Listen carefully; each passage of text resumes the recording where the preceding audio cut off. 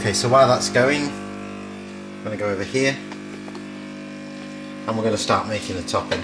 Got a nice luxurious cream topping. We don't want it too thick.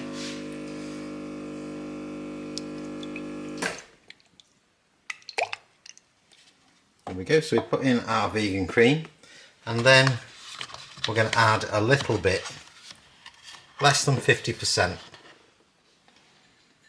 in oat milk. So that just makes sure that our cream isn't getting too thick. Put the lid on, set it up.